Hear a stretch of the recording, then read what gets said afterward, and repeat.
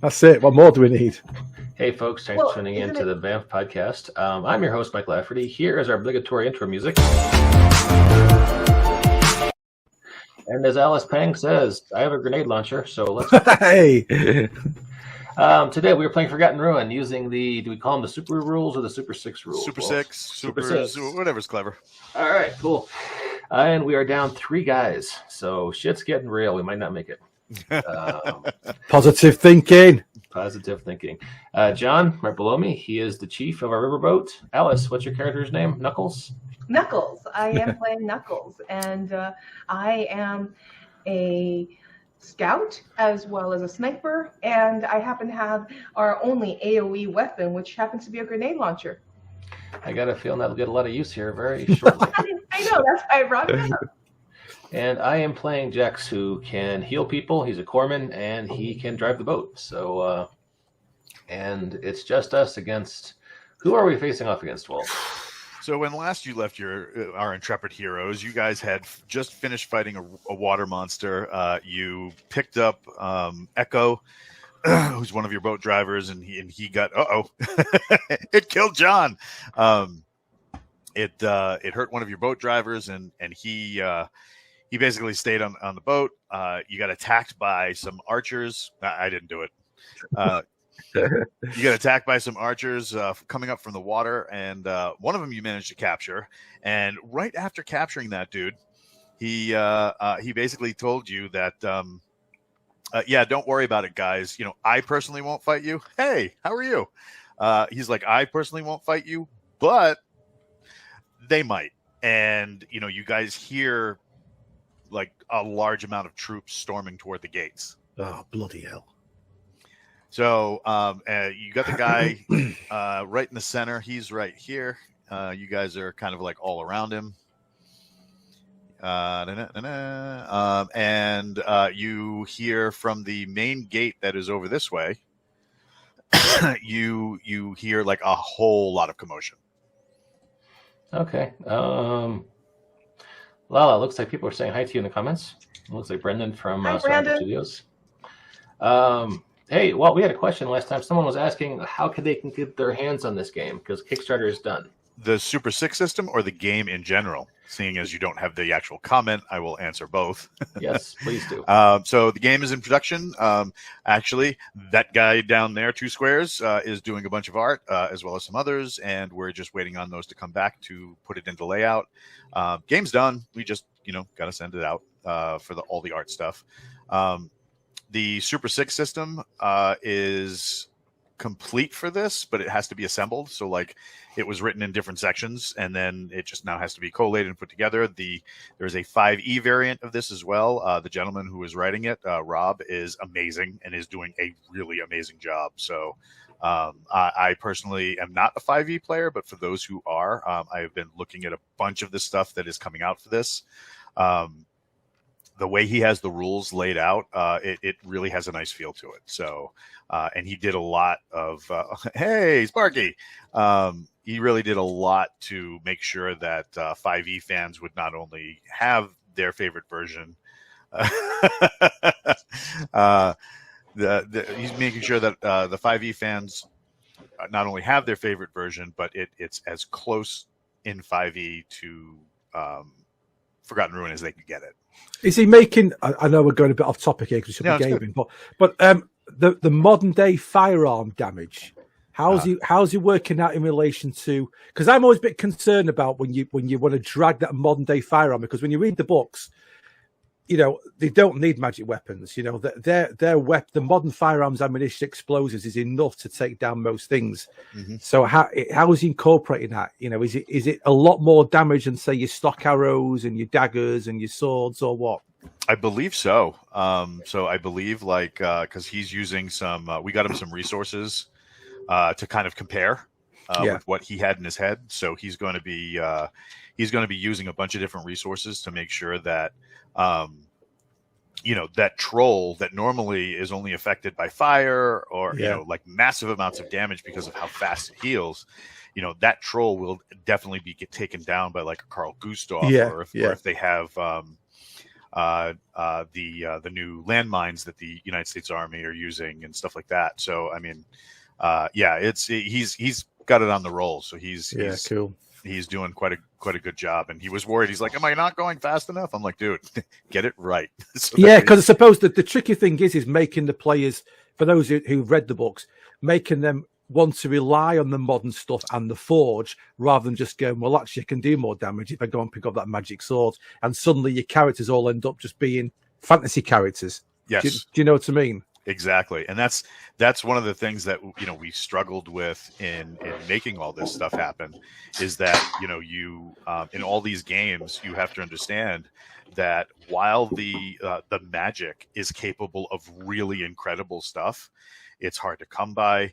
It's hard to acquire the skill. Often there's a huge cost associated to using it. Whereas if I just, if I point a Carl Gustav at a troll and, mash that trigger, an ADPDM round is going to explode, decimate the target and everything around it. And I have a nice clear path and time to reload versus Kennedy with his magic staff, his fire staff from the book. Yeah. He had the ability to waste that entire line of troops coming in at them. But once it was done, so was he. He was exhausted. The staff was out of juice. There's no way to reload it at that particular time. So I mean, So there's also a long history of having issues balancing modern day weaponry in D&D.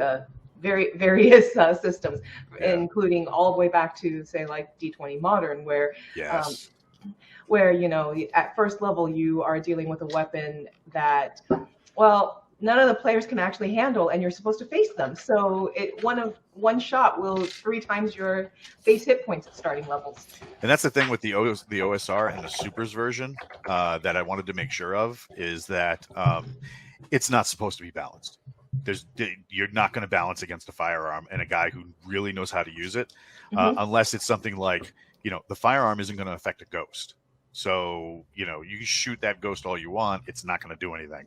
So, I mean, there are checks against different things. Like if you see in the second Forgotten Ruin book, they go against an army of undead, and all these guys on one side are shooting machine guns, but then these ghosts roll in and just swamp them. So there's problems, for both sides. The fantasy types, when they're solid, have a problem with dealing with machine guns, mortars, explosives. But on the fantasy side, there's certain magic or undead or something like that aren't affected by bullets. And it's just all right, keep mashing that trigger. We're just going to get close to you and swamp you that way. If that makes sense. Sparky saying, in the Ruin game I ran, the players ran into some magic that neutralized gunpowder in the middle of a brutal fight. Yeah, that would suck. Yeah, definitely. That's why you still have a mortar team and a radio. Do it dirty. All right, so you guys are all surrounding this very warrior-esque looking dude. He's basically told you I'm not going to fight you, but I ain't speaking for them. You can hear troops on the other side. That sucks too, Sparky. From on the other side of the gate that's over on this side. Oh, right over there. Okay, gotcha. Yep. All right. You hear somebody shouting in a very strange language. So one, I don't have control of my miniature. Which guy do you have? Polo? I have Knuckles. Knuckles. Where is Knuckles? Thank you. I got to put and Knuckles on the board. As soon as I hear a commotion, I'm going to do my job, which is take an overwatch position and see what I can see out there and line my grenade launcher up in case I need to shoot it. Gotcha. Let the people parlay, but if their parlay goes wrong, I am going to blow them up. Is there any way, Walt, that one of the MGs mounted in the boat can be unhitched and quickly grabbed to mount on one of the battlements? Oh, absolutely. In the center of the boat is a 240 Bravo. It's a medium machine gun. Those can be disconnected. The corners of the boat have the M134s. So Okay. those are the miniguns.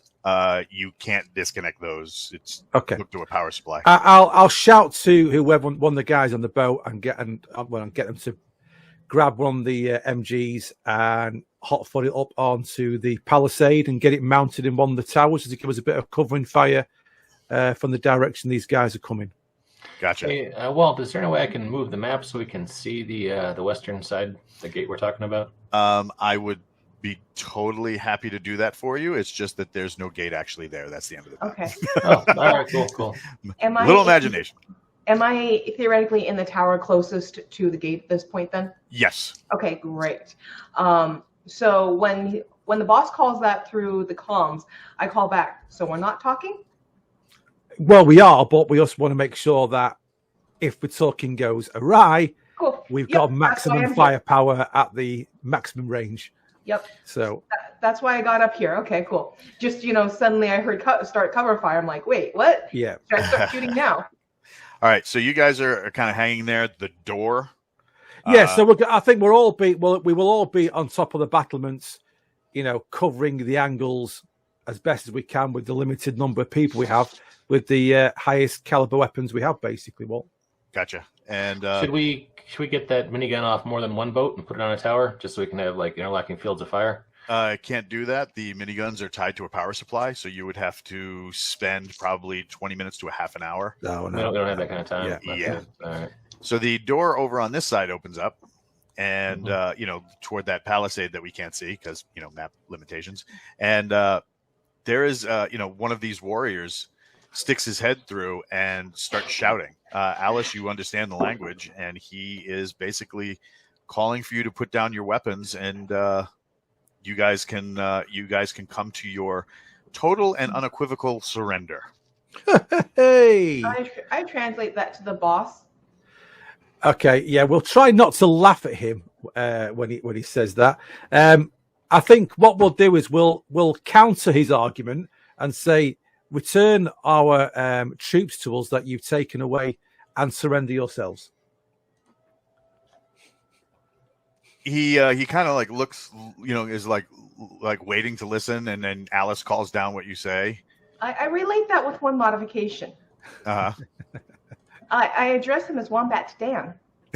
Wombat Dan. This was a story that must be related at some point when we have a little more time. So he seems pretty offended, and so he disappears from the gate now. And as he disappears, Echo is still on the boat, and he's basically telling you guys to get to cover behind the buildings, so that he has so they're on the boat with the minigun. Mm-hmm. So he's saying, if I can get a line of fire going that way, with you guys out of the way, we can engage the miniguns if they. How many people can we see through this doorway or from? Right now, just the one, because the doors were closed. Including so where I am? Well, you can see there's a small forest on the outside of this gate, and you can see at least 35, 40 people in the front ranks. Okay, I'm going to take aim and be ready to shoot that mob as best I can. Yeah, I understand what Echo's saying, but I'm also mindful that we have a bit of a killing zone overlooking the battlements as such. While if we sort of already pull back to the boat, we're losing a bit of range of fire. Gotcha. So we will fall back to the boat for cover there if it starts going west, if you know what I mean. Yeah. Don't want to go west. Yeah. All right. So you guys get into positions. Get ready to lay some hate. Yes, Mike, you had something to say? I'm trying to figure out the smartest place to be. Should I stay cover next to John or be up in a tower like Alice? You're playing Jax, right? I'm playing Jax. I don't really have a big gun or anything. So who's using the big the MG then? So what skill do you need for that? The MG, is that just shooting? Still your shooting? Shooting. What's your shooting dice, Mike? What is my shooting dice? 2D, not high at all. Okay. So yeah, the machine gun might be a benefit to you if you want to use one of the machine guns. And those are back on the boat? No, we've got one pulled up. Yeah. So Alice has got a grenade launcher. Sorry, Knuckles has got the grenade launcher. And then if you mount the MG, and I'll sort of be between them, using my leadership as necessary, firing my MK18, I presume. Okay. So should I be up in a tower or? Yeah, I'd say we just need to be up in a tower or on the battlements, within kind of like 30 foot of each other, something like that. You know. Well, also we had some guns that we were able to detach and get set up quickly on one of the other battlements, right? Yeah, those are the 240s, the medium machine guns. So we need somebody to man that. So maybe Jax can man that, since Knuckles has her own option for long range. Gotcha. So Knuckles, you're in this tower here in the south, right? Yes, I'm in the tower in the south. Aid's on his way. Okay. Yeah. Should I be in this tower here to the north, or is that too far out of the field of fire? Too far out? No, you trust me. If you're elevated, you're gonna have a field of fire. That's no problem. That's why I went elevated, because I'm a sniper and a scout. So elevated's where I go. Overwatch. All right. So proud of me. The doors swing open, and the first line of troops start advancing through. They have shields, metal shields, and like spears, and they're walking abreast of each other in like a shield wall. Phalanx formation. Yes, they are. Okay. Well, I am going to try and shoot over them if they are obviously not at this point, willing to give us our command back. Should we roll for initiative? I'm going to try and shoot past the phalanx wall to break the phalanx wall, since I've got a grenade launcher. I just let them eat 40mm. They'll start that. I don't think their shields are going to help them too much. All right, so let's get some initiative. Go ahead and roll. Man, how do we do that for this system? So roll your reaction. Your reaction roll. Okay. 2 dice. You get an 8. One dice. Man, my guy sucks. Okay. You got a reaction of 1D. 1D. Yeah, it happens. 4. Mike is 4. Okay. Yeah, you're all medic. You're all 10. 10. Okay. All right.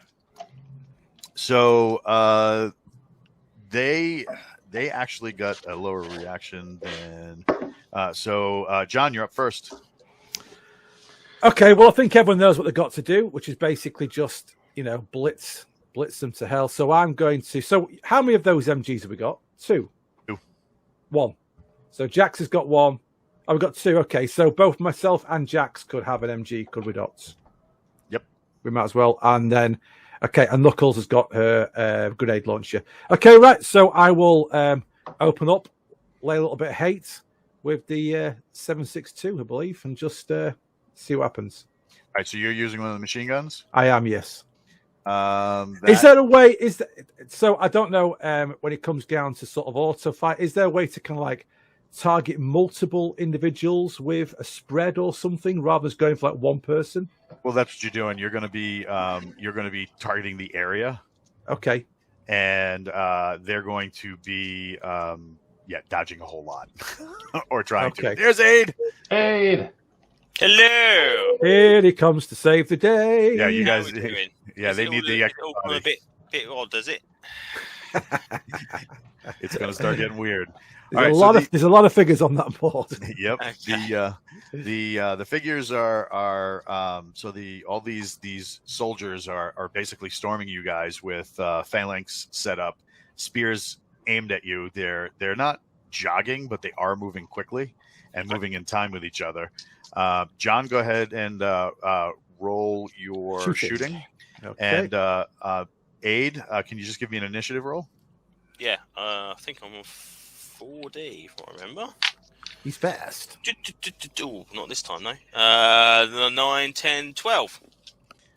Yeah. Fast. All right, go for it. Okay. So John's going to go first, then you. Okay. So 3 dice for shooting. Yeah, that's the predecessor of the weapon you're using. 9. Okay, 9. All right, and they're going to not get a 9. All right, so John gets a 9. That's plus 2. All right. So the way this works for those who aren't familiar with the system, it's a dice pool system. Basically, my dice versus your dice. But weapons in this system have a threat bonus. So you may mainly roll your skill, and your skill with the weapon determines your damage. However, certain weapons, such as the M240 Bravo medium machine gun, have a threat bonus, and that threat bonus gives you an additional part of damage per die used. And like right now, the threat bonus in this thing is heavy. So you actually swamp a good portion of the line. The shields explode on impact with these 7.62 rounds. Your rounds basically punish this first line, just cracking. And it's almost like watching a farmer with a scythe cut down wheat. A whole section of the line goes down, and they just start dropping in droves. This entire section on this side just gets mollywomped by that first level of fire, basically creating a hole through the offensive line. That brings us to Aid. What are you doing? This is almost kind of like, I don't know. It's not much. It's too easy. I'm far from it. I just think it's almost kind of like a bit like cruel. You know what I mean? It's like, oh, just wait. Just wait. They might have a cave troll back Bears there. never heard us. Yeah, they have a cave troll. Aid, go ahead. What are you going to do? Oh, did we lose him? No, he's still there. His Hey, mic's off. His I'm mic's muting off. myself, I'm muting myself again because I'm an idiot.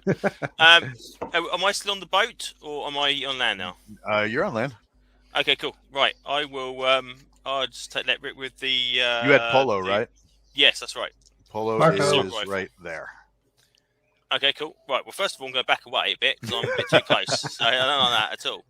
So if I step back, somewhere nice out of the way. Yeah. Aid, Okay. can I interrupt you for just 1 second? And I apologize. Yes. That's right. What happened to the guy we captured? He's still tied up right here. I guess it's too late to secure him somewhere differently then. Okay, all right. Yeah. All right, go ahead, Okay. sir. Right. I believe I've got 5 dice. I think for shooting. From what I remember. Jeez, he's a bit of an animal, your character. A little bit. Let me see. Let me find Polo. I'm having trouble finding the PDF with the characters on. So I got I'm you right doing here. it- So doing you it have from memory. You have shooting Oh. of 2D. Oh, What do you think oh, of- what Oh, I know. happened? Boats. That's what I'm thinking of. Right. Yeah, if you were okay. on the boat, that's a different story. I got a 7. All right. The what are they going to defend with? Because now they only have this much. Yeah, fortunate son. So right now we're using the minion rules that are inherent in supers, and the group rolls as a group basically. And John's initial damage has lessened the potency of the group. Cool.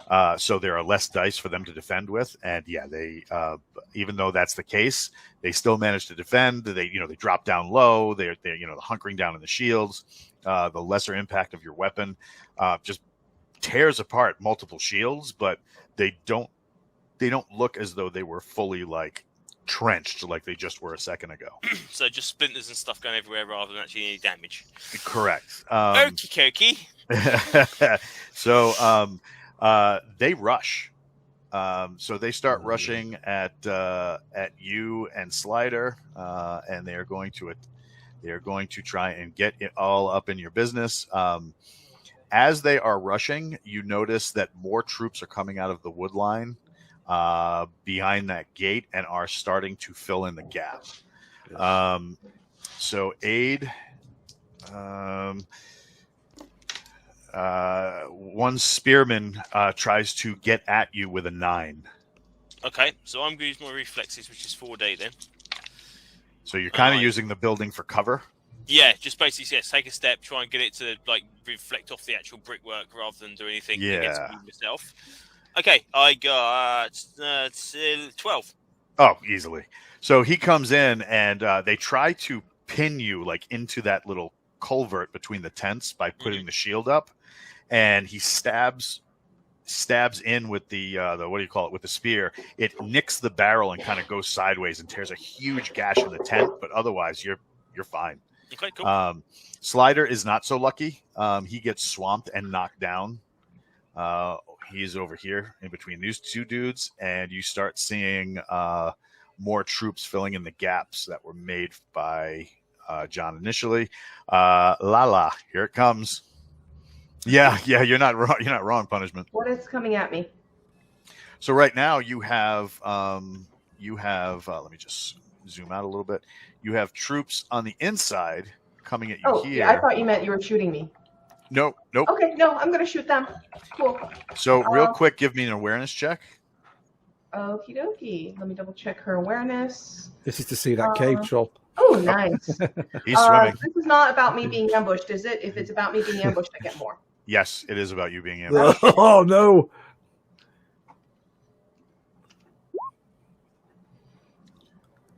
How did that happen? 5d6 K4H. It's the K in there. Oops, I wrote the keep highest. No, I wrote the keep highest in the wrong. I wrote K4H instead of keep KH4. Let me do that again. Reroll. We don't judge. Because it's keep highest 4 since I'm specialized. Okay, that's better. 15. Oh yeah.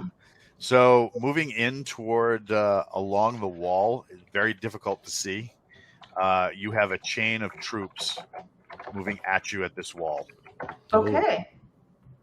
Well, chain of troops coming at me at this wall means that using my grenade's not going to be a great idea, but I do have the ability to shoot my rifle. So they're on the ground. Mm-hmm. It's going to take them time to climb up to you if that's what they're doing. And you also have more troops coming in over here I think I'd probably focused on the troops that are charging towards the center of the camp. Well, depends on what they're wielding, and I might have rolled my wrong awareness because I just realized it scrolled me out. Nope, I did did have it. Okay. So what are they wielding that I can see? Spears? Spears, yep. And how high up am I? 2-3 stories. It's pretty big high palisade. Okay. Don't sweat it. Yeah, I'm not gonna sweat it. Then I'm gonna shoot inwards, and I'm going to grenade launcher right at that campfire. It looks like it's a pretty good spot to blast a bunch of shrapnel at them. So your knowledge of these grenades and how they operate, you're going to want to shoot over this way. Okay. Because if you shoot directly onto the campfire, no, yes, wrong campfire. Oh, Further. Which one? The over here. Yeah, that's where I was shooting. Go for it. Okay. Does that work based on my knowledge of it? Okay. So with your grenade launcher, you can either use your shooting, or you can use the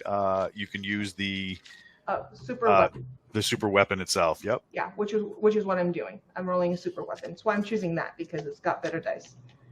I love better dice. I know, I love better dice. Oh, I only rolled a 12.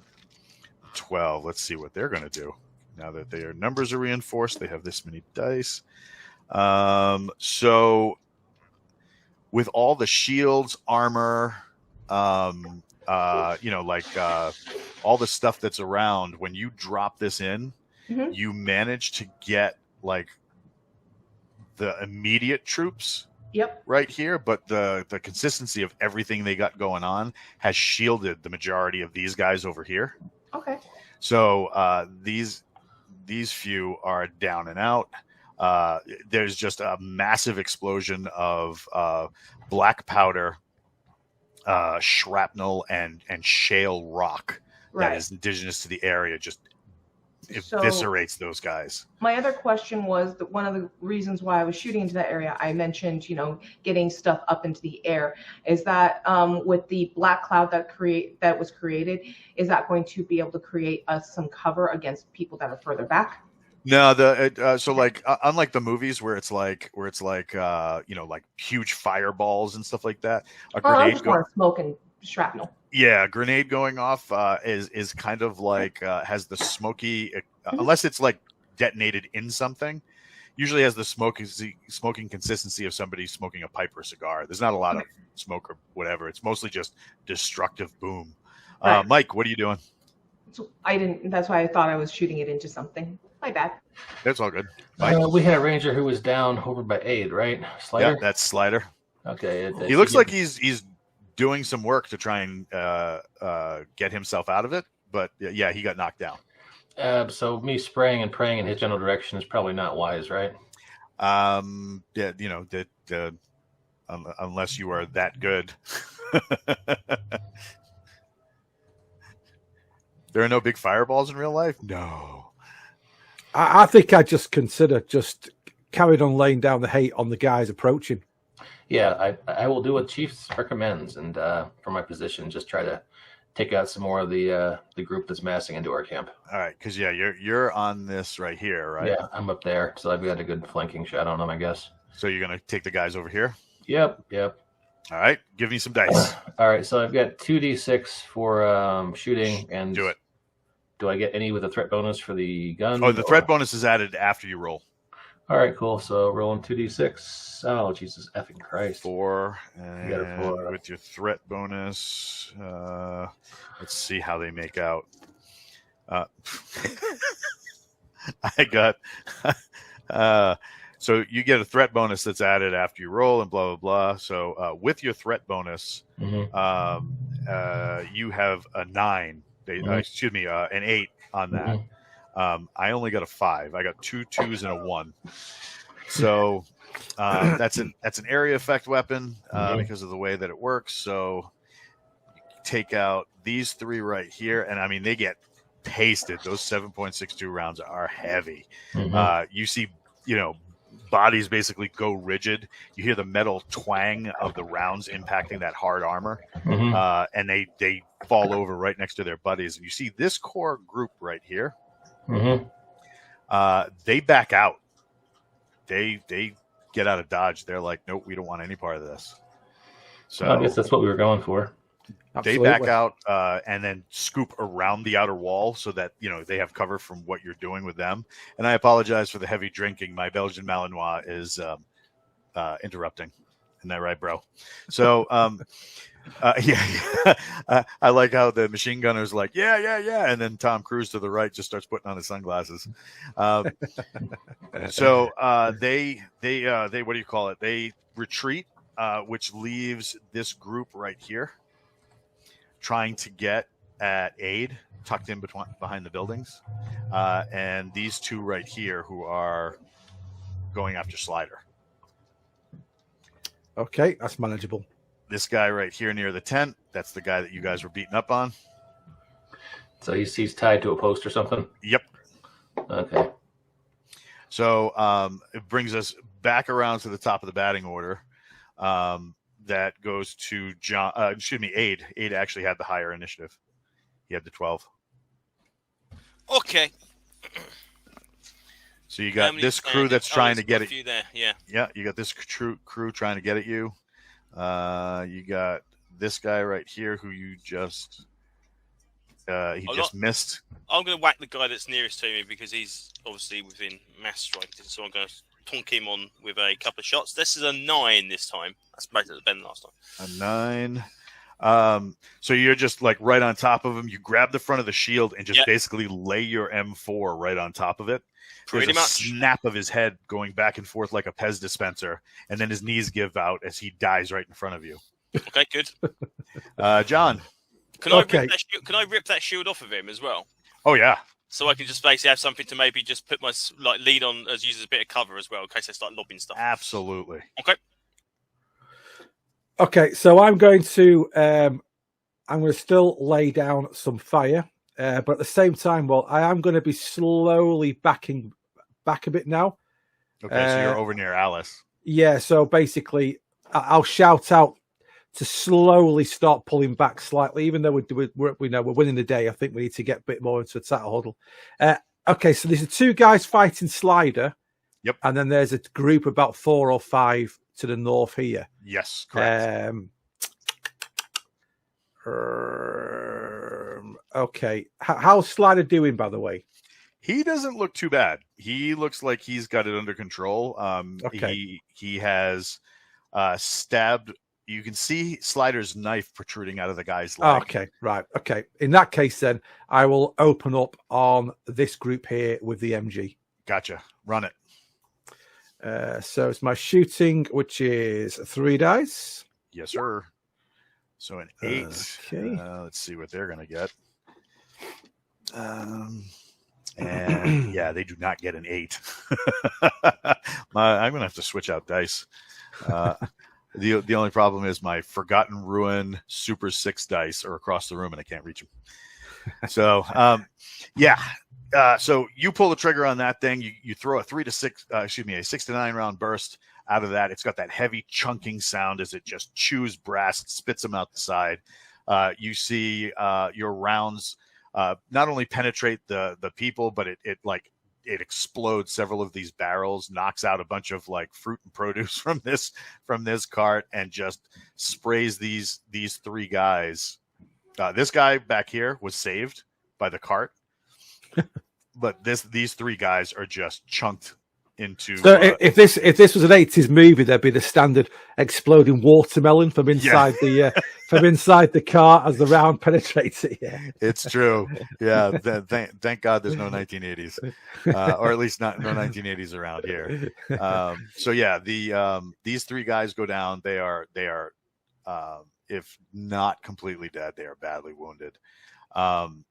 So from outside the palisade, you hear some screaming, and after the screaming, you get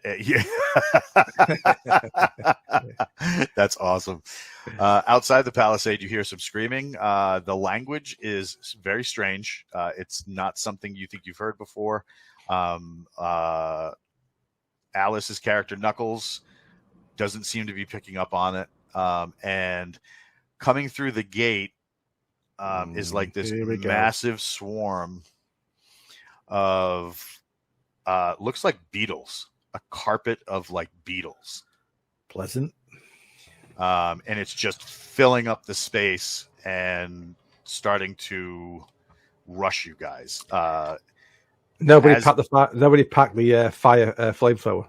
No. So as the beetles get to the point of the bodies, if only we had Yoko Ono here. They momentarily halt, stripping the skin, flesh, and everything from the bones before they start moving forward again. What do you guys do? Just for point of clarification, yes. These aren't giant beetles, right? These are just they're about a little smaller than the size of your fist. So, Alice, that puts you up first. That's pretty big. Walt, question. Mm-hmm. What kind of trick would it be to run along the top of this wall? Oh, it's not a trick at all. It's wide enough that you can move across it. Great. I'm going to call cover me, and I am going to haul butt. I'm going to try and go find the source of that weird speech, since that seems to correlate with these coming in. So I'm going to go and see if I can get close enough to target that person and put a bullet between their eyes. All right. Give me an awareness check. Sure. Not an ambush, so I only get to keep 3. I really need new dice. 11. Nice. Oh, yeah. Yeah, so not only is that a success, it's a success with a raise. Yeah, Punishment 90. You've seen enough mummy movies to see where this is going. You know it. For this guy hiding from you, I rolled a bunch of snake eyes.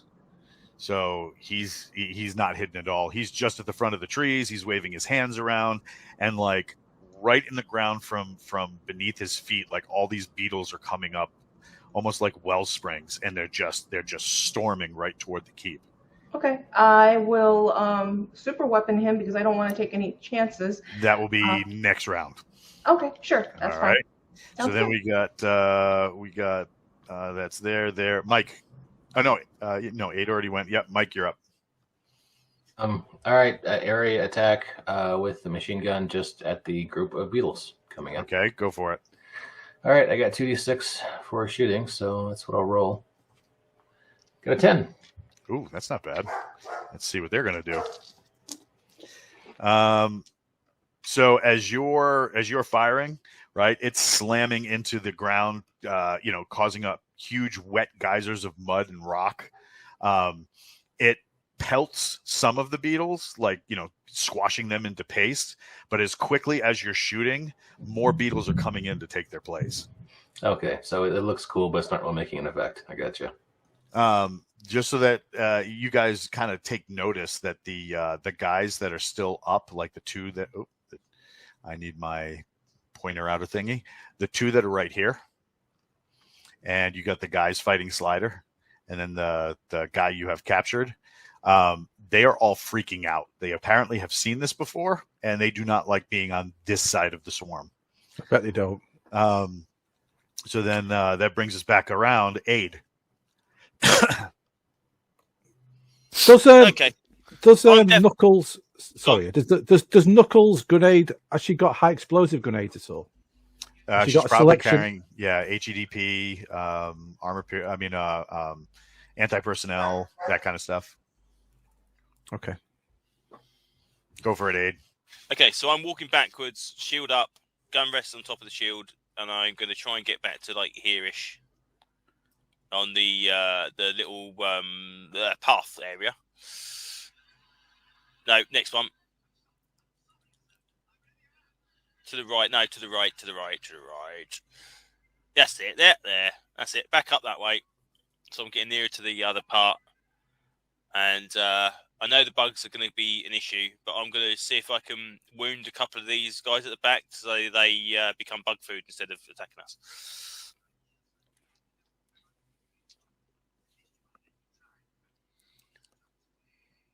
Okay. Well, you're muted. Oh, there we go. Yep. I thought it was me for a second. I thought, yeah. So those two guys right there. Yep, that'll do. I'll just see if I can just have a bit of a. So can I divvy up shots and spread it between the pair of them? Because I've got an automatic that's a weapon. burst. Yep. So go ahead. So what do I need to roll? Yeah, you're shooting. Just normal shooting. Okay, cool. So you got. I believe you have 2D, right? Yep, that's it. I've got a 9. All right. Let's see what they got. So the one guy right here, he has what looks like a feather-headed axe up behind his neck, and he's about to swing down on Slider when you send a round through his forearm and neck. Okay. It spins him and kind of like knocks him into his buddy. He trips and falls onto the fire, right? Okay. And just like he's done. Just as Slider uses your kind of like distraction to trip this guy off his feet, get him in a guard position, and start using his knife like a sewing needle. Okay. So you helped him out to do that. That brings us to John. During our little excursion within this compound, did we notice if any of these barrels contained oil at all? Why, yes, indeed, they did. Some of them did. Somehow, I want any weapon that we have or that I'm carrying that could potentially ignite the oil if I was to fire into it. I know it's a little bit of a far, You could probably punch a few holes in the barrel and then throw a flare. Okay, that sounds like a good plan. I suppose ideally, I want to try and get as much flame and oil as a barrier between ourselves and this swarm of beetles before Knuckles takes out the witch or the wizard, whatever he or she is. So you got these barrels over here that were punched up by Mike when he was dropping rounds toward this direction. They are currently leaking oil. Okay, right. So can I fire a flare into those leaking barrels? It's more like hand flares. Okay. So you're going to have to throw. I'm going to have to move on to... What's the range of a throw? Would I be able to reach it? Oh, you could reach it. Yeah, you just... the closer you are, the better the chance you're going to have. Is that athleticism to do that? I believe it is. Let me find Chief. There he is. So athleticism, you got 2D. You need to get a 6 or higher on 2 dice. We can do that. We can do that. Let's give it a go. Hopefully your dice aren't like mine dice. Yeah, well, don't curse them. Here we go. Oh, yes. An 8. There we go. All right. So let's see. Let's see what happens. Oop. Yes. So the flare immediately catches that oil on the ground. It catches fire to the first barrel, which then causes some overpressure, and the barrel doesn't explode, but it pops and starts popping the successive barrels next to it. So you guys get a heavy dose of. Let me change colors. So you guys start getting a. No, I don't want shapes. Shapes be stupid. I want to be drawing. You get a heavy dose of. Oh, stupid. I can do this. I've done this before. I promise. You get a heavy dose of fire spreading all throughout the area just ahead of you. Nice. So it's all in here, right? It's just spreading right and kind of creating a barrier for the beetles. I love the smell of burning beetles in the morning. That's the last time I'd attempt even anything remotely an American accent. It's better than our British. Alice, from your vantage point, you can see that the troops that are held like outside the base that were waiting for the beetles are now just kind of locked in phalanx position, just waiting for things to kind of happen. Mm-hmm. Same thing for you, Mike. You can see it as well. These troops on the outside of the wall were waiting for the beetles to sweep through or kind of like run you into the river. And, now they're just kind of like holding like, all right, now what do we do?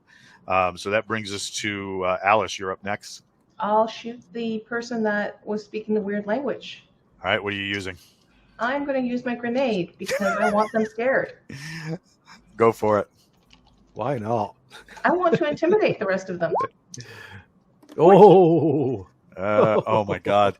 And he gets what do you call it? He got a 13. Vaporized? No, he did not get vaporized. So she hits the hill just ahead of him, like decimating a good number of his troops that were acting as bodyguards. He gets blown from the hill and knocked into the beetles. They seem to like pull away from him. So like they're not really interacting with him like they were with the other bodies. But he looks hurt and hurt badly. Mike, what are you doing? What are the beetles doing? Are they stopping? Are they still trying? They're stopping, trying to find a way around the flame, and they're starting to travel around. So they're going away from the fire and moving toward the outskirts of the camp. There's more barrels around that northern section there, Mike. Yep. Can I lap some of those barrels? Absolutely. All right, then let's do that. What do you want me to roll? So roll your shooting. All right, to make sure you can hit them. 2d6. Yep. Let me know what you get so I can see. Got a 6. The material will withstand. Oh, easily. So you hit these barrels here, which catch fire and start raining oil, creating like a stopgap, so that they're what do you call it? Hemmed in by the fire. The beetles change direction and are now like trying to climb up the little hill that's right here to move in between the fire like this way, but they're having like a hard time negotiating the hill. That brings us back around to Aid. Okay, so no one's very near to me now, are they? Nope. Okay, so I'm going to back up again a bit further. I'm going to get towards the boat. You got this guy who fell in the fire, but he's cooking, and the only living like Beastman style warrior that's alive is the guy that you captured. Oh right, don't kill him for the sake of it. Yeah. So, hello. Okay. Am I near him? Yes. Okay, I will actually grab him. I'll drop the shield on the ground. I'll grab him and I'll drag him backwards towards the boat because obviously there was a reason we were keeping him alive. So I'm going to try and keep him alive. Good deal. And then I'll just basically cover the area where the beetles were coming through and see if any man-shaped things come through rather than beetles. And if they do, I'll shoot them next time. Excellent. The brings us to John. Okay, so the beetles are pretty much kept at bay. Can I see the target of Knuckles' fire? Can I see this chap? Yeah, he's fallen outside the gate. He fell from his little perch. So if you're in just the right spot, you can see going right through here. Mm-hmm. You can see him trying to collect himself. Okay. I will have a shot with my MK18 at him. Go for it. Which for me is 3 dice. 13. 13. He is going to evade. No. So he gets up, and the beetles are like, pushing away from him, re-engaging and trying to find ways into the fort. He raises his hand and starts speaking in that language that makes your teeth itch. And the beetles are breaking up. And Sparky, please take a competency die. So he raises his hand and he's just about to, draw on this force or power, whatever's giving him the ability to do this. As you sail around in between his teeth, the back of his head discorporates, and he basically switches off, and like a board that just kind of you set down and not in the right space, and it just kind of falls over at once. He falls. His feet do that thing that they do when you hit the ground real hard. Punishment 90 says, remember, Mike, post-mission, if he lives, make sure you give him a Snickers to apologize for the dozens of his friends you killed. That is American diplomacy at the finest. Sorry about killing your friends. Have some chocolate. And he falls over, and the troops look like they start to scatter. That was a team effort, Knuckles. Teamwork makes Sorry, the what dream was work. that, John? Knuckles, I said it was a team effort, Knuckles. Yeah. the team that was approaching you on this side, they start hightailing it for the forest. They wrap. Yep. I'm not going to shoot them. I'm not going to pursue them or anything. All I wanted to do was take out what I believe to be their leader. Excellent. Mike, what are you doing? Anything? Bad guys are on the run. I guess I will go down and untie our captive and say, hey, sorry didn't mean to leave you tied up during the middle of the firefight and the fire and the beetles. I accept my sincere apologies about all that. He says that. Oh, go ahead. Go ahead, Alice. Okay. I was just going to say I wanted to go outside the wall and see if I could find our people. You basically are out in like an engagement area. Looks like they cut back the forest so they could see people approaching or whatever. But as far as you can see, there's no sight or sound of any of the people that you came here for. Okay. Yeah. Sorry, I wasn't meaning to hijack them. No, it's totally good. When you free this guy, he stands up and he's like rubbing his wrists and stuff like that, and he's like, since you kept me alive during that, I unfortunately am indebted to you. He's like, if you like, I will track my people to get back yours. They should have surrendered. We gave him the option. We did give him the option. I think that's a good deal, don't you, Chief? Absolutely. And let's restock.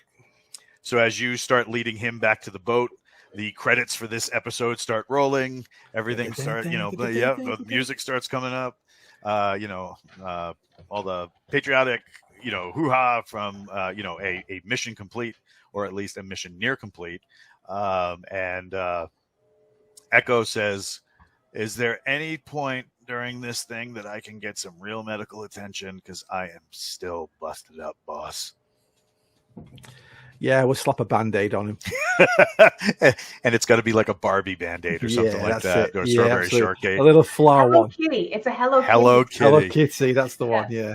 My wife in the military used to actually, when people needed a Band-Aid, she in her first aid kit, she would give people poop Band-Aids, the little poop emoji. So Mike, we're at the hour mark almost. So I figured that would be a good place to stop and finish our 3-session playtest for the Super 6 version of Forgotten Ruin. Get our people? Tune in. If you guys wanted to do another session, Get our people back. You can't leave anybody behind. What kind of soldier are you? Well, you drove off the main body, so there, yeah, that's what happened to them. You sent their jeep flying, and now your people are in the wind.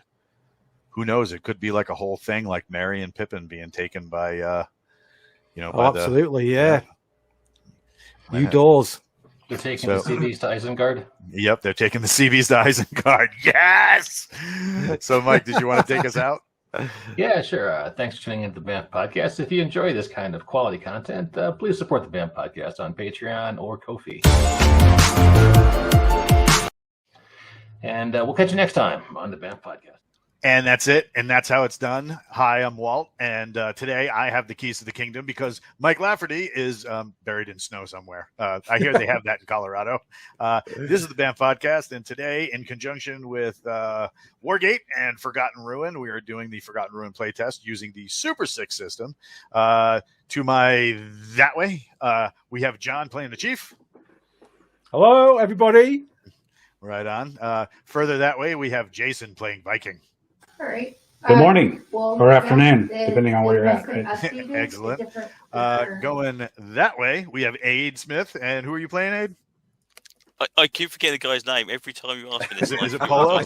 He's so well prepared. Polo, isn't it? Yeah, I think it's Polo. Polo, yeah. Every time. I can't remember it. It's ridiculous. I just have to remember Little Mint. And I'll remember a little mint with a hole in it. Exactly. And then last but certainly not least, we have Lala playing Knuckles. What's going on? Yep. Knuckles. Hi, everyone. Looking forward to continuing because Walt was trying to cut us off before this. I remember Walt was trying to stop us from completing our mission. Yeah. He gave us a mission. He said, we're not going to finish this. So you guys had basically chased your missing team upriver. And you came to the base where these guys were holed up. And one of the things that happened is you met with one of their leaders. They came out with some people, but then there was a counterattack. Somebody that they might have accidentally upset, or maybe accidentally on purpose, flooded that cavern that you guys went in. They smoked this dude with an arrow to the eye. Take that, Skyrim. And you guys fanned out and were getting ready to enact your plan. These guys are giant, kind of like 6.5 foot to 7 feet tall. Oops, wrong button. 6 to 7.5 feet tall, kind of like walking dingoes or like hyena men. They ain't kobolds. How do they compare to me? How do they what? How do they compare to me? How's for Viking? How tall are they? You're pretty stately, but a few of these dog men are just outright gargantuan. But yeah, they're flooding, and it looks like they are very intent to get up into here. Quick question, Walt. Where are the hostages again? So you guys tucked them over here. Was that all of them, or were there still some down below? It was half, wasn't it? Yeah. Yeah, it was half. There was still some down below. Apparently surrounded by about 50 or 60, did you not say? Yeah. So what are you guys planning on doing, and how are you going to interact? Because they're rushing. They're not waiting. You see, the problem we have here is the fact that these are a complete new entity, are they not? These could be good guys as far as we're concerned. You know, we're going after the bad guys who've got our hostages. We've had to do some kind of crazy deal with them, and now these people are turned up. For all we know, these are the good guys. If we turn around and start taking out these walking hyenas, are we not, causing more problems, causing more issues? Do you think it's worthwhile maybe kind of like just taking a defensive position in case they decide to attack us, but just watch and see what havoc sort of takes place first of all? Well, because I don't know. We don't appear to be the same as the guys they're attacking, do we? So no, absolutely not. Yeah, a difference if we go in the corner and say, "Hey, not our fight." Yeah, because ultimately, and then see what happens. Yeah, yeah. If they take out the hobgoblins, as we're going to call them, yeah, and we can get that way, we get our hostages back without having to do a crazy deal of giving them a bloody dragon boat, as they suggested. I don't know. I mean, you know. Quick question. Not all our friends are out here, so why don't we utilize this distraction to see if we can stealth in and find our other companions? Yeah, that's good. We'll have to take the rest of the guys with us, though, won't we? The other thing Yes, we will. as well. But- is But I will say, one of them is still in better condition than Echo is. True. I'm sorry, all these hostages are still in better condition than Echo is at the moment, you know? Echo's sat chewing tobacco on the boat. Trust me, I know what he's doing. Yeah, he's back there. He's not out. Yeah. He got thunder punched in that first episode, so he's drinking a can of what was that can that all the squaddies in America drink? The energy drink. the Monster energy drinks. No, it's this particular name. It was The Rippets. Yeah. Rippets. Yeah. Yeah. It was funny too, because when you went overseas, the local indigenous forces would actually cooperate quite a bit if you had those on hand. And I finally asked one guy, I was like, can you tell me what's going on? Like, why are you guys so into Rippets? And he's like, well, it's not any Rippet. It's the orange ones. And I'm like, really? Why? He goes, we call them Tiger because they are amazing for promoting sexual power. He's like, I have 4 wives, bro. I got to take anything I can get. I was dying. I was like, okay, good to know. But yeah. Okay. Well, I think that's a good plan for Knuckles. Let's get together and do a hasty but protective retreat back into the cave mouth, taking the other hostages with us. Okay. And let's see what goes on. Bear in mind, though, we might face a bit of flack going into the cave. Well, we know that going into the cave, most of that's left in there are women and children, so they're non-combatives. And we also know that from being told by the guy that died, there is another exit out of there. It's not the most pleasant exit for us. It might require a swim, but if we find ourselves cut off from this exit, we do have an alternate exit in there. We just have to find it.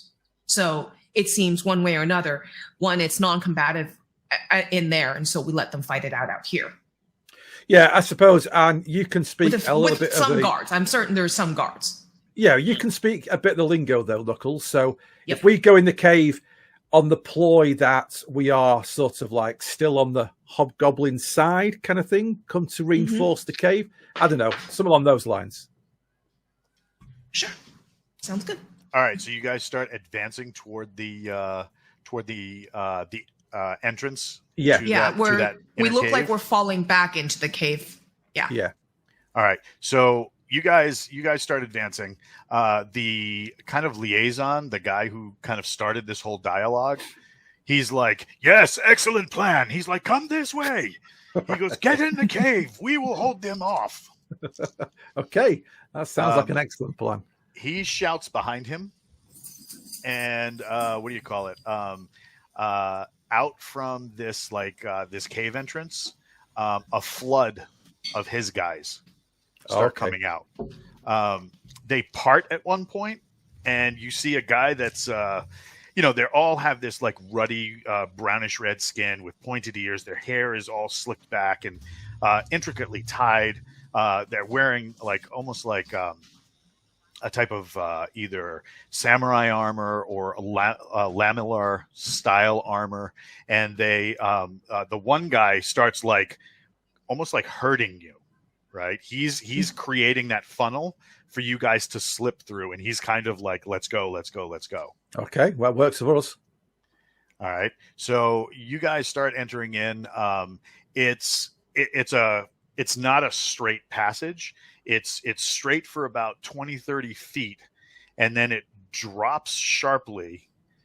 So almost like steps, but it looks like maybe these are water carved. They're not. They don't look man-made. And it opens up into my dog barking. Don't be a jerk. It opens up into a large cavern where they've built some sort of a fort on the inside. That's live role playing of the Knolls. That's what your dog's doing there. He just wants to be into everything. He's such a jerk. Let's see. No, is that it? No, wrong map. So, but yeah, it's like a palisade style. It's like a palisade style group of buildings. They've lugged lumber in here to. Let me just do this real quick so that everybody can see the map. They've lugged lumber in here to create a palisade style wall, and the wall that you're seeing is they got the main gate open so that people can kind of truck through, and so you got like forces exiting right here. Yeah. And you guys are advancing in this way. Yeah. Okay. So we need to try and identify the location of the remaining hostages. So whether or not that means Knuckles having a chat with some guards, or if it's obvious, can we see the hostages around anywhere? Well, you're just advancing to the gate now, and it looks like, two gate guards kind of like hustle you in. Yeah. So Okay. it seems like word has been passed. I'm going to ask the gate guards where their lookout positions are. Do you switch over to their language? Yeah. So if you look down, That's why I'm using lookout rather than Overwatch position. Gotcha. You see the ping on the map? Mm-hmm. Yep. That is a small tower. It's like a guardhouse. Okay, and that's their only lookout position? Yep. It looks like there's only one way in. The rest of everything is kind of bordered off by stone walls and caves. Okay. I'm just putting you guys on the map, so give me a second. With word having been passed, I am going to try and convince them that that we need their other prisoners, our friends, to support this, to fight with us. They have us outnumbered. The enemy has us outnumbered. We need as many hands as we can. All right. So they kind of come up and they're like, they're all confused. And the one that you're talking to says, "That is not the word I received." That is not the word you received, but we are outnumbered. Our friends can help. He says, "Did the chieftain give you leave to collect all of your people?" We're not collecting them. We're pulling them to. They're going to help us. Let's try a little bit of intimidation on the guy. I know that Viking is our big bloke, and I know that Viking's got a good intimidation. Maybe if we just get Viking just to sort of muscle up to the guard and sort of force our way past, as though we. Because don't forget, they're quite a martial kind of society that seems to respond to kind of like force and. If it's anything like the Japanese culture, if someone, the respect level, maybe they'll respect a big guy who's going to go, "Get out of our way, we're come here to do something." I don't know. Viking, sort him out. Yeah. He says, Yep. We went with the nice stick. Now we go with the hard stick. What does it say, Viking? "If you do not want to die today, I suggest you get our friends here to support us. And I don't plan on dying, so you better get our friends here to support us."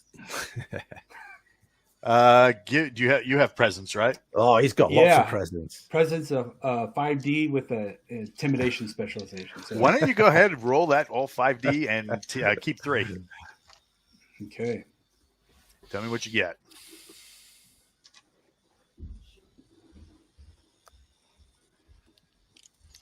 So all right, so 11. Here. All right, he is going to roll against your intimidation, and you got an 11. Yeah. 5, 4, and a 2. He, what do you call it? He kind of leans into you, crossing his arms, and gets down to your level, and he's like, "I need more convincing."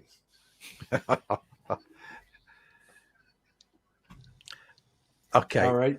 I think this is a situation where, like a butt stroke to the nose, would probably solve this situation. Combat knife up the nostril.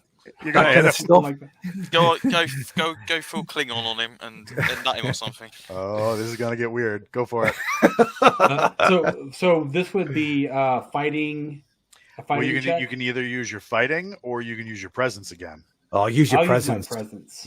Yeah. Yeah. Combat knife up his nostril should do the trick. Okay. So 12. 12. Hold on during the game.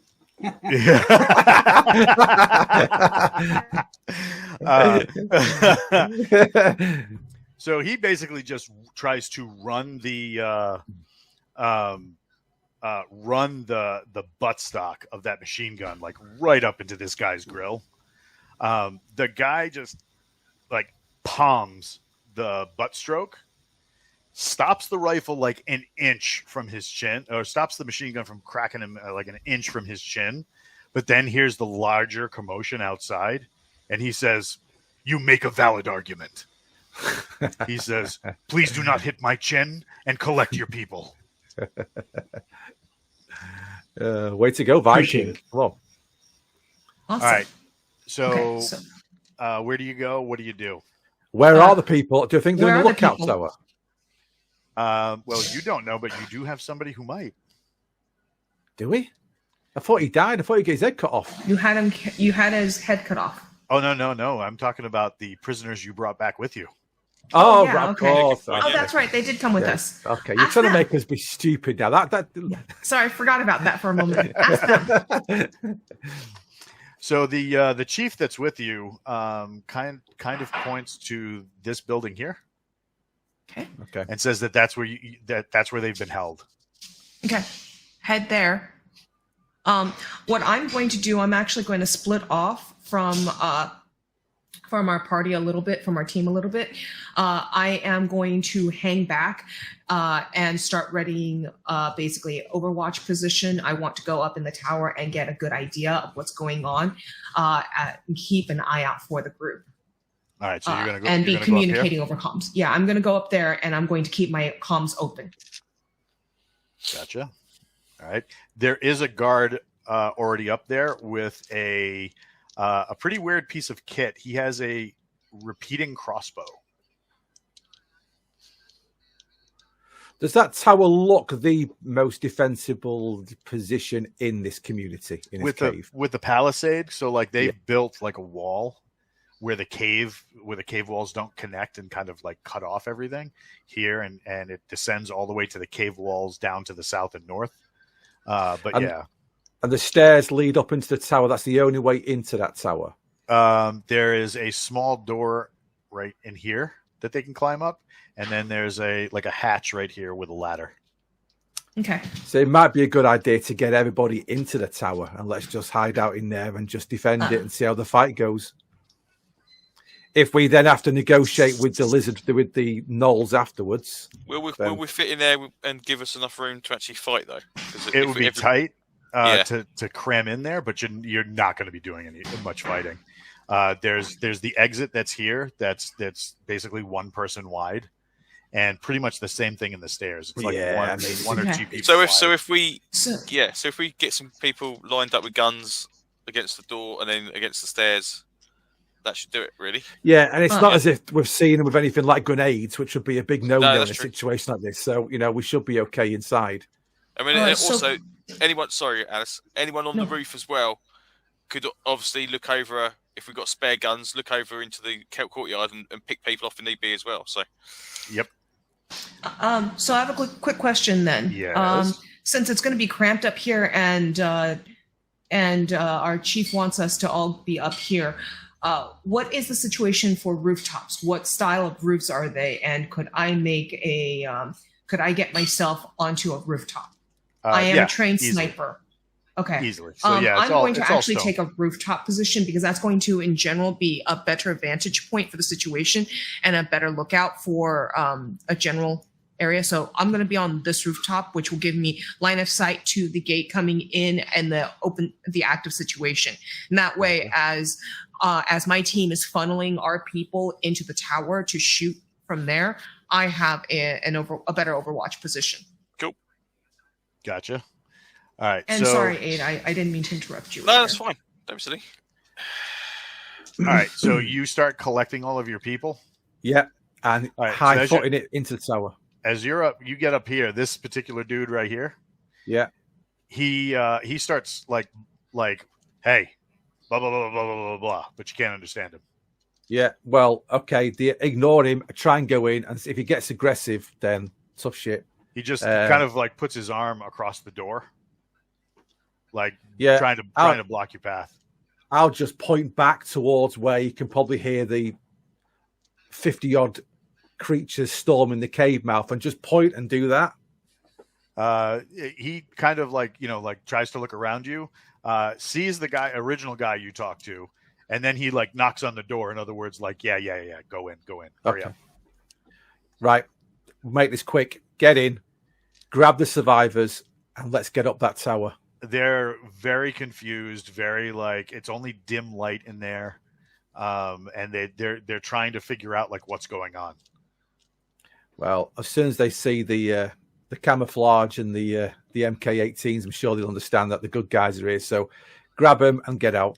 All right, and you guys truck into here. Yeah, I think so. That's the plan. Like I say, Knuckles has got a good sniper position. I reckon we just get in there, cover all the exits, and let's just see how this fight entails. Because let's face it, we don't fancy charging our way out through two lots of combatants. And even though they did say there is another route out, where the hell is it? We've got injured people with us. Let's just see how it unfolds. Yeah, from what you were told, the route out is more along like this way. And it involves you swimming. Yeah, and you don't know it. That's, All right. So, right here. So, Aid, are you still outside the gate like this, or are you taking up a position somewhere? No, I'll go into the tower. Obviously, don't move, so you can move me. I love moving. Yeah, and I'll go. I'll either point my guns either down the stairs or point my guns against that door, on whatever I need to do. Gotcha. All right, we're going to swing you that way. That's Mike's character. He will go over here and say something pithy and cheesy. All right, so you guys pack everybody in here, right? As this is all going on, I mean, like it's commotion outside. You can hear the fighting going on this way. More of these guys show up. Also, some of the survivors, they are all trained combatants. They might not be fighters as such, but I'll give them my pistol. Anyone who's got sort of sidearms, let's dish them out. Passing them out. Yeah, absolutely. Yeah. All right. Yeah. The chief petty officer that's with them starts directing his crew and is kind of like, hey, let's get this done. Blah blah blah. What the? Don't you hate when you get spammed during your own stream? The fighting intensifies outside, and from your vantage point at the top of the towers, you can see these guys are getting really nervous because it looks like the bulk of their force went outside. Okay. Right. So what you see is what they got. After a moment, you start hearing commands being shouted further back in the canyon, and you can see through the buildings like a whole mess of the women and the children are being hustled out the backside. An entire contingent of archers forms up at the back. Unlike the males who have crossbows and then swords, these have a type of curved longbow with brightly colored fletching on their back, radiating out of a quiver. And then you start getting the first hints of the dog guys starting to flood into this area right here. And they are hooting, hollering. It sounds like a wild dog pack ready to slam against these gates. The further back, you see one that's just a little bit different than the other. He's got all sorts of danglies. He's got kind of like decorations or accoutrement, if you will, where He kind of looks like he might be important. And he's doing the whole like directing traffic. He sees this guy up top. He holds his hand up, rotates his fingers, and this guy's clothing catches fire. Oh, shit.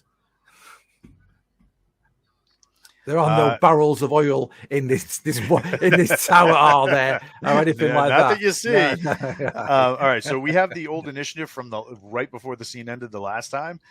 We had John at 5, Jason at 10, Alice at 9, 8 at 15. Did you want to re-roll that, or did you want to roll with what we have? I'm good. Yes, re-roll. Let's stay right. as we are. It's easier, isn't it? Aid, you're first up. What do you do? Right, so can I see anybody I can actively shoot from where I am? Yeah, if you turn around, so you're Yep. facing the stairs. But if you turn around, all of the bad guys are right there, and you have a shot at this guy here. Yep. You have a shot at that guy there, and then the guy with all the danglies. Okie dokie. Right, I'll have that. And I believe my shooting is 2D from what I remember. All right. And I get an 8.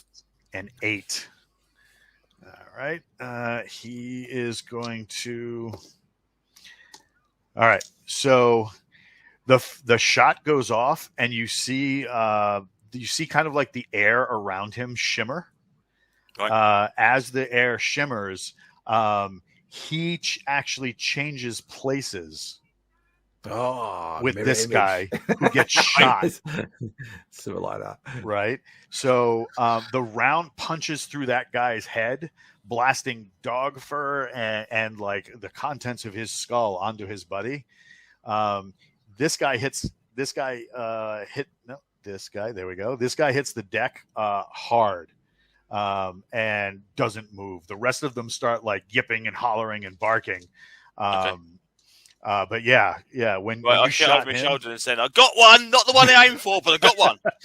yeah. I thought we weren't actually going to engage with these people. Oh, well, they won't know where it comes from. Jesus Christ. What do you call it? They're on their initiative. They go next. They get to the gate and start like ramming it, while these guys are going to try and climb the steps of the cave to try and get over this wall. That brings us to Jason is next as Viking. I think I would take position and take aim at the sorcerer, for lack of exact terms, and shoot him with my MK48. Ooh.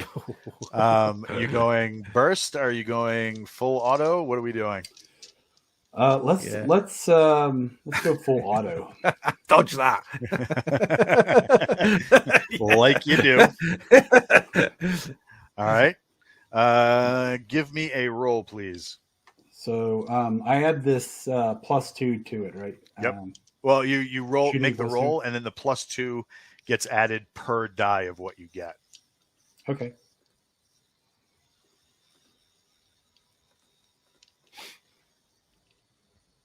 All right, so I got 5. Okay, so nice. What do you got? All right, so keep the best 3 Correct. for machine guns. Okay, so that would be 8, and then plus the +2 per +2 die. So how many dice? So that would be 3 dice. So 6. Yep. So a total of 6. So 14. 6. Yep. That brings it to. Ooh, almost lost a die. All right. So you yell out, tell everybody that you're going hot, and shoulder that thing against the rampart and start laying lead. These guys, pretty much in a row, right? It's just a line of lead.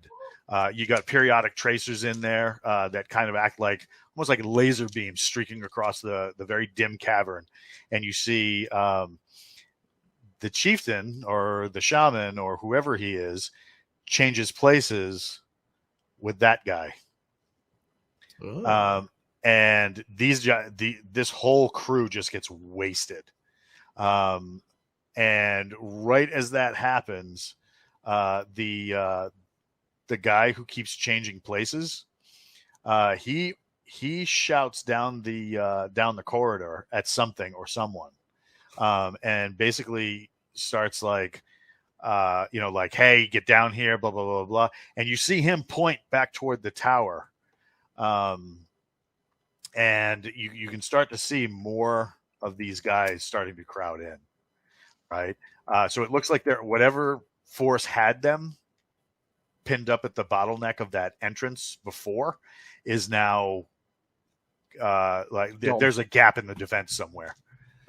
All right, that brings us to Alice. I am going to call out to the. I'm going to call out to some of the guys that understand me when I'm speaking their language, and I'm going to ask, do you have any booby traps set? And right now, while I wait for them to respond, I have no targets to shoot from my position. Do I? Not yet. Yeah, you can't. You might be able to get the ones that are just entering. Okay, I will do that then if I am able to. But I'm going to call and ask if they have any booby traps set, and to point me in the direction, I'll go set them off. I'll go, if they have any traps that I can go set off for them. So the one that's down, wrong screen. The one that's down here, he shouts up. There's that they have a series of boulders that could cause an avalanche. Okay. Then I'm going to see if I can make my way over there and use my intrusion. Then that's where what I'm going to do instead. All right. So he starts like pointing and yelling and stuff like that, and he says that the trigger is over here. Okay. I will go and do that. All right. And so I'll head over here. Perfect. John. Is this guy still burning in the tower? He's on fire, and he's like slapping himself. Okay. So apparently he doesn't know stop, drop, and roll. Yeah, just a quick scan. There are no barrels of oil up here, are there? No. Okay, right. Otherwise he was going to get a flying leap out the tower. As an igniter? Yeah. Okay, right. Okay, so Knuckles is going to do that. Have we got any grenades? Only if they're on your character sheet. You'd have to look. I do, but it was already covered. Not a good idea to throw them in this space. That was a grenade launcher. Okay. I'm going to try and target this shaman, whoever he is. I can see him from the tower. Using my rifle. So difference between a burst and single shot is any one particularly easier to hit with? So the burst is going to be like you're starting to create an area effect. Yeah. Whereas the single shot, you're going against a single person. Okay, I'm going to go single shot, take a bead, and try and take out the shaman. Go for it. I've got 3 dice in shooting. So let's give it a go. Roll 3 and take 3.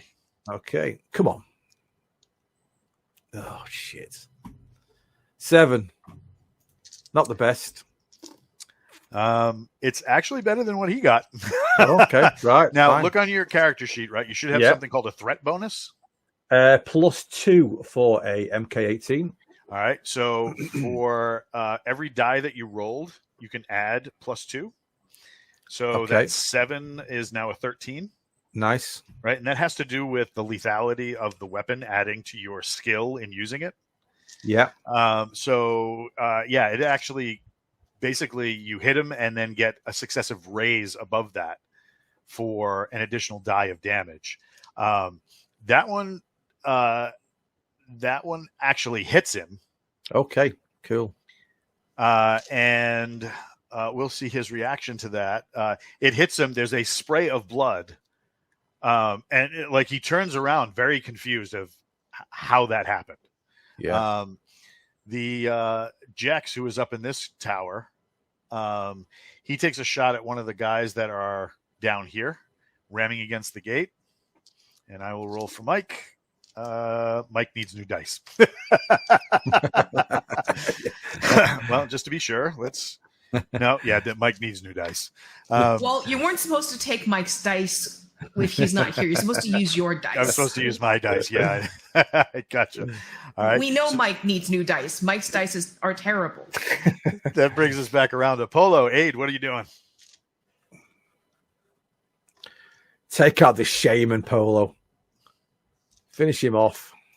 Okay, well, I suppose I should have a go. Everyone else has had a crack, so I might as well give it another shot. Come on, Right. come on.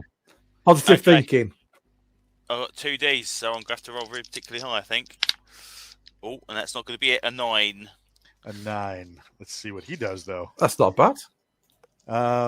Yeah, he what do you call it? He sees you take aim and kind of gets he tries like moving left and right and like getting really low. You hit the palisade right next to him. Okay. Right? So he's like but he still looks in shock, like, how are you guys able to target him? Like, the batteries have run out on something on this guy, and he's not happy about it. For his turn, he slaps his hands together.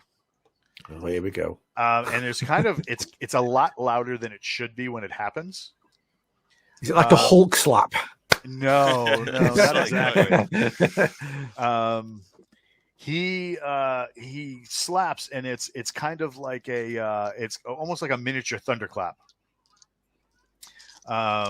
And it what do you call it? There's like a wave of fire that just traces straight up the tower. So everybody has to defend against an 18. Oh, it's okay. So if you're in the tower, yeah, in that particular tower, damn. Is it sound or is it physical? No, it's fire. like straight up fire. No, it's like, fire. So I can use my reflexes then of 4D to basically duck behind the wall. And you're just stick easy it down. down. absolutely. That's You're exactly so what I'll fast. do then. You need to be jumping out of that tower. You're boarding axe.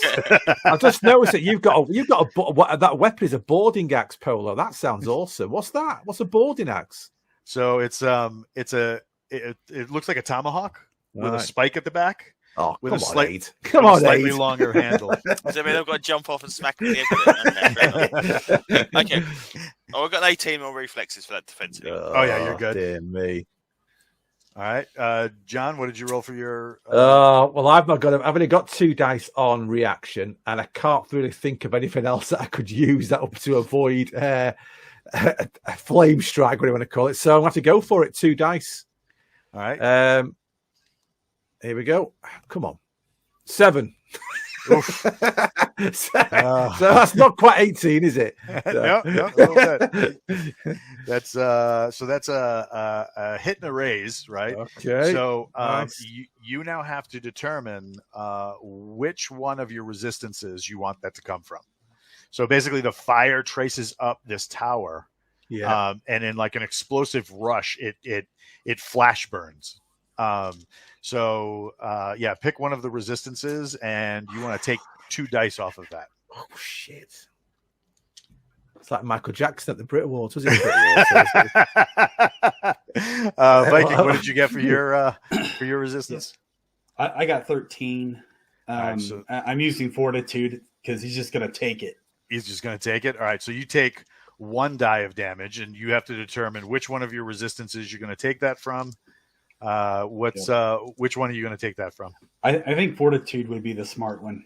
All right, Alice, you're not in that tower. Can you go down to 0 on a resistance? Sometimes you go down to If 0. you go to a 0, you're out of the fight. Yeah, you're out of the fight. All right, can you split it? Or have you got? Has it got to come off 1? You can split it so that Yeah, you can split it. all your stats are down to 1. Because I'm honestly, I'm a weak ass guy. I've got literally like 2 dice and Yeah, this is a lot different than a superheroes game. You can die in this pretty quick. So can I? Okay, 2 dice. I've got to take off. Well, if I take off fortitude or reaction, I've only got 2, which means I'm out of the count. So that means I've got to come off willpower and is that competency? Well, if you got 2 composure dice, is the last step. yeah, if you have 2 dice and you take, so say you took it off of like fortitude and will, right? Yeah. That would bring it down to 1 and 1. Okay, let's do that. Yeah, Then. got any armor? Now that Armor, said, got- we Will, got plate. I don't know if Will has the same restrictions on taking dice off of it in Forgotten Ruin as it does in Supers. Yeah, because you can So- supers. So if it has Okay. the same if it has the same restrictions, this is not an attack you can take it off Will. You have to take it Correct. off of fort, composure, fort, or reaction. Okay, Right. so I'm going to go 1 dice off composure and 1 dice off fortitude. All right. Aid, I don't want to get hit. give me a dice roll. What am I rolling for? So yeah, you're rolling for to see if you can resist. Oh, I did it. I Oh. got 18. Oh, that's right. Yeah, you did it earlier. Yeah, you ducked behind. Bernie. Viking and Chief are on fire, and this guy right here is just like straight up incinerated right in front of you, like flash burned. Somebody left him in the microwave way too Try long. not to look at him, seeing I'm like 1 stage behind him. So I won't watch that. All right, that brings us to. Oh no, wait! These guys got to act. These guys are continuing to climb, so it looks like they're going to try and get all the way over. These guys are wrong button. These guys are breaking out axes because they can't ram the door down. And you got one guy here who looks like he's going to start pulling out a bow and start firing at anybody he can see, kind of keeping them off of these guys. All right, so that goes to Aid. You already reacted, correct? Yes. Okay, that goes to Jason. All right.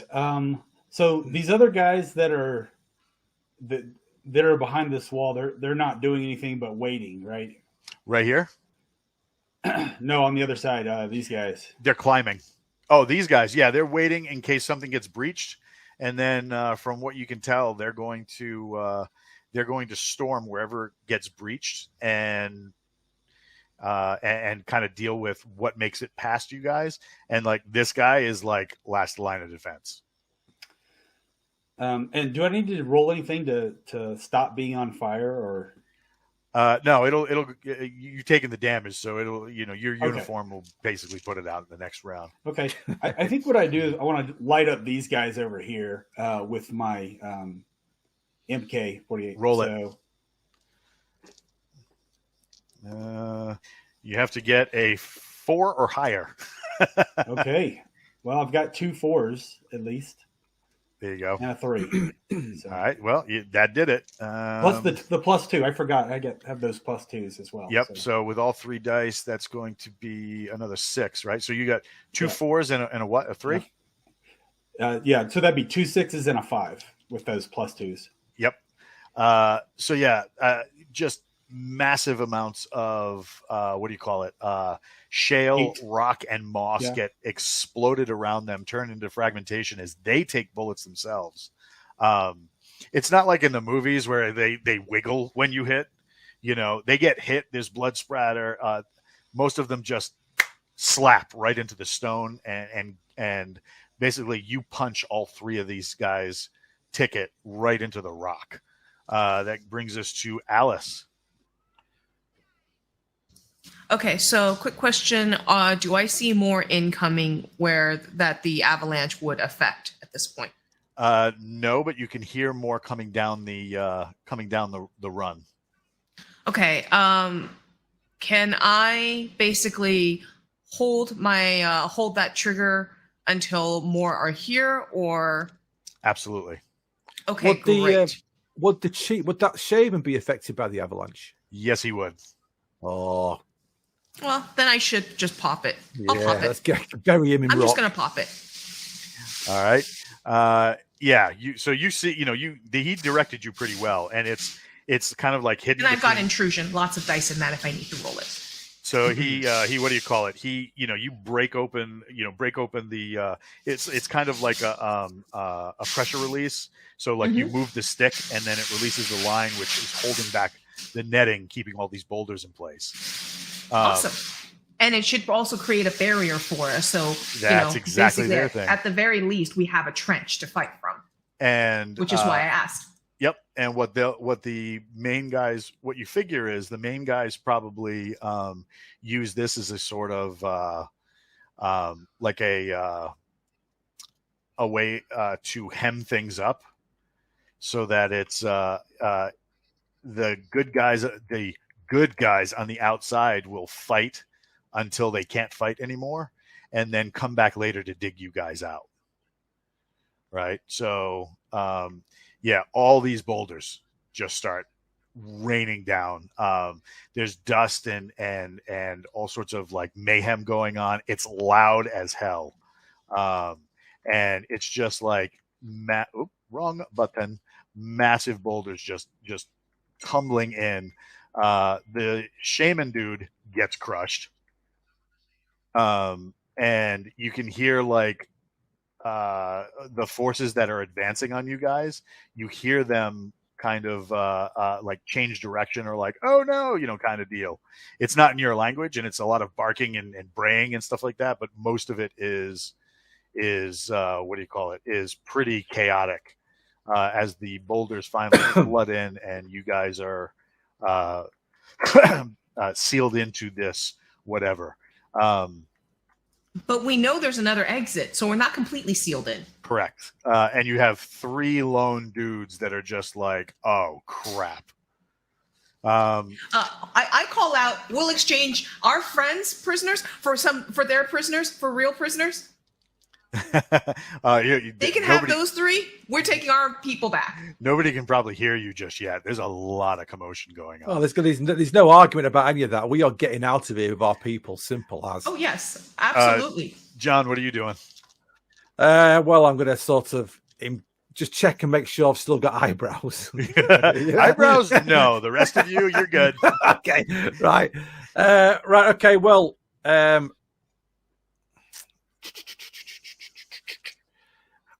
How about doing a bit of first aid? Can we do first aid?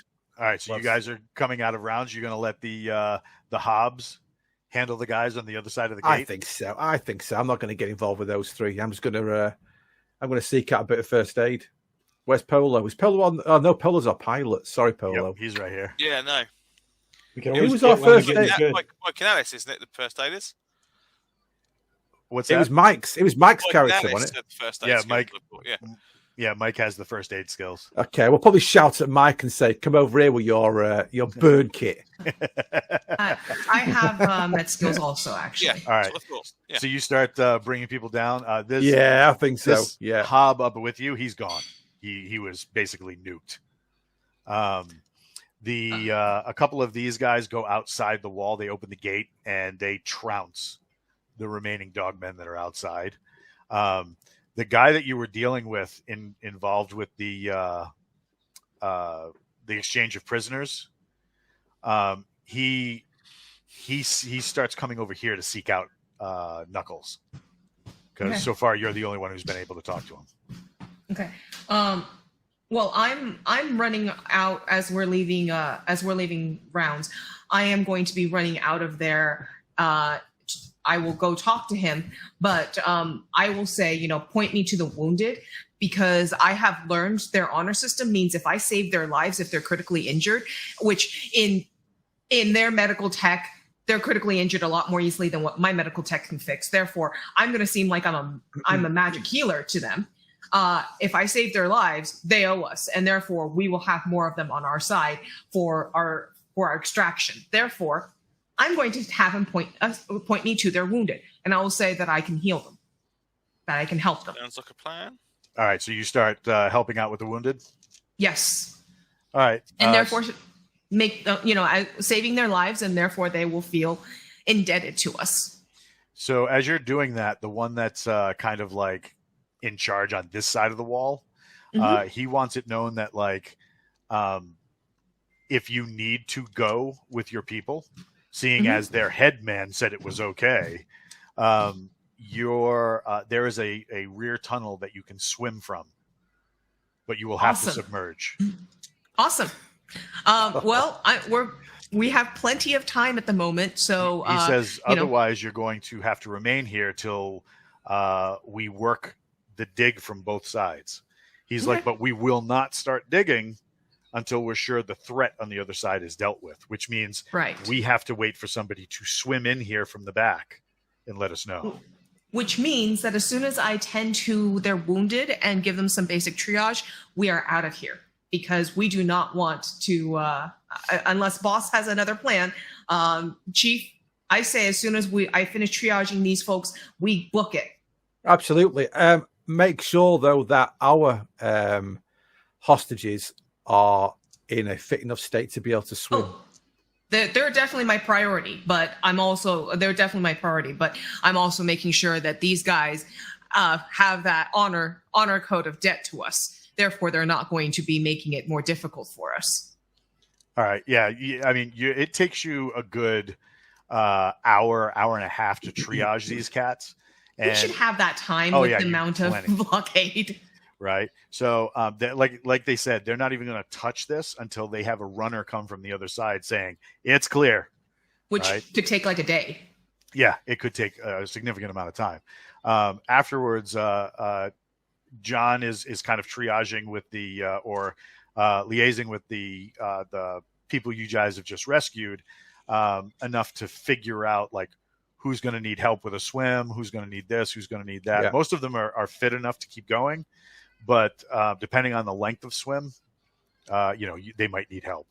Are you guys we're naval, right? So we have scuba gear, basic scuba gear and such, right? Not with you. Not almost. Not with us. Not okay. Almost, yeah. Not with us. Well, yeah. But we know how to swim at least. Though. We're naval. Yeah, exactly, we better know how to swim. Yeah, we can at least swim, yeah. All right. Are you guys doing anything else in this kind of like this hidden lair from the Hobbs? Or are you booking it? I think we book it. I mean, let's face it. What information are we going to gather here? We're not here to gather information. Yeah, we've got enough information, haven't we? Really, basically, we know a bit more about what's going on. Yeah. So apparently, these Hobbs and those dogmen are at odds, and they are willing to slaughter each other in the process. It's kind of what you get watching how. And even though we were involved heavily with the defeat of the dogs, we still don't know if the dogs are a better kind of caliber of individuals than the hobgoblins, do we? So let's just get out of here before these hobgoblins change their mind. All right. So you guys are led to the back, and the back is a huge grotto where it's you got like stalactites, stalagmites. It's all filled with water. They have torches in like a line leading up to the water's edge, and there is a Hob in kind of like light armor. Alberzadente's like, you should eat them. There's the Hob in like light armor, and he's wearing unlike the big armored thick wool, like almost like thick cotton or wool pants that the other soldiers are wearing. They're like the first Hobbs. He's wearing like stuff like the first Hobbs you met, the ones that were in the water. And one of them, that guy sits there and waves, and he's like, "Which one of you speaks our language?" I do. He says, "We have brought aid to get you through the tunnel."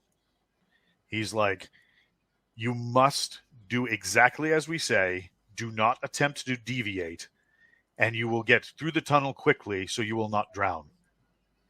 Understood. Okay. Have we got any chemical light sticks? Yeah, you guys have chem lights. Okay, so that's what we'll be using to see where we're going under the water. I don't fancy doing any kind of blind potholing or whatever you want to call it. Right. He kind of, are you saying this out loud, or are you asking for? Yeah. Well, yeah. So he looks to Knuckles and kind of looks for a translation. Alice, do you translate for them? Yes, I do. So between the back and forth, he's kind of interested. He wants to see what these magical non-flaming lights are. Yeah, get one out, give it a crack, shake it. He says, and he's thoroughly like, this is like, you've just reinvented fire for this guy, right?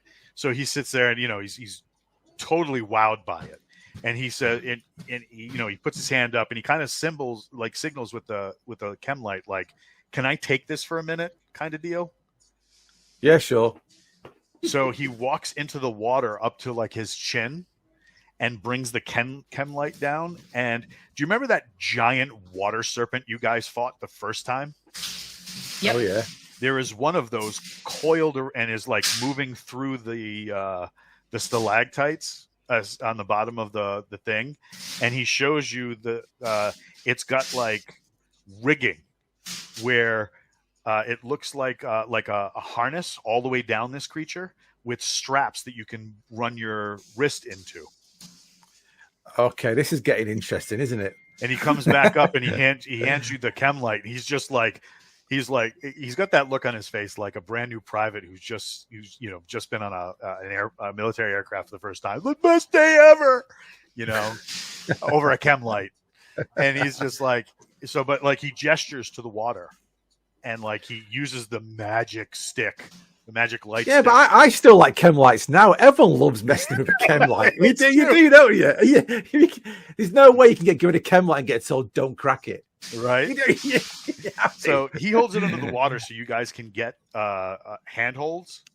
And this thing is massive, easily 40 feet long. This is the same exact creature that ate Echo. Chewed Echo like a stick. And then he looks to Knuckles and he's like, "Are you good? Are all your people good?" How long, Knuckles, have we got to hold our breath for? Ask him that at least. How long do we have to hold our breaths for? And he I'll just, translate. he's like, with this, it won't be long. Awesome. With the chem stick, we're good. Okay, right. So, El Berzadente, chem lights are a slippery slope to rave in the cave. You guys are kind of standing there, and the creature starts to glide away, kind of pulling you off your feet gently, and then all of a sudden it's a mad dash through this thing as it takes off at full speed, and the credits start rolling on Forgotten Ruin. So, and that's the game. That's the hour. Very good. Thank you for running it. How did you guys? Applause. Yes, no, maybe. How do you think it works with the super system? Good.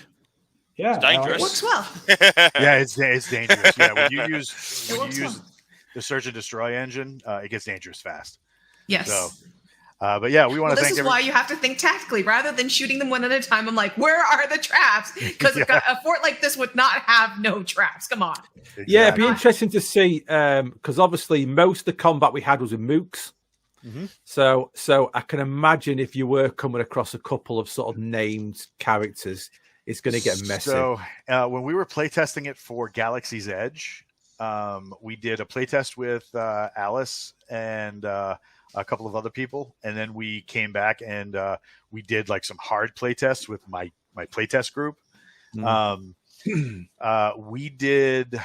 We lost 3 teams on one adventure. Wow. Like 3 full teams, and they did not think tactically, and they got blasted. I got comments from your crew, like when we played, that they liked how I'm very tactical about certain things. And I'm that's like, the thing. I don't want to get killed. Yeah, because Let me look for another option. most of the damage that you'll take in this is fortitude based. So you got 1, maybe 2 hits in you, depending. If you're lucky, because that's yeah. Well, when you've got 2 fortitude like my character has, there's not a lot going on there. And the thing is, by splitting it in something like composure and fortitude, it's kind of like taking that if you take it all fortitude and you're just out, but if you have the chance to split it, it's kind of like taking that near hit and, you're ducking behind cover and you're like, no, I am not sticking my face out there again. Mm-hmm. So no, yeah, that's exactly how.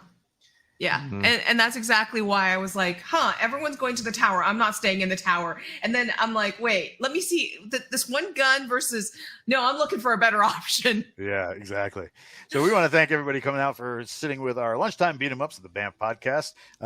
Tune in next time where we find another game, find another hour, and find some more friends. Thanks. Bye. Bye, everyone. Bye. Yeah.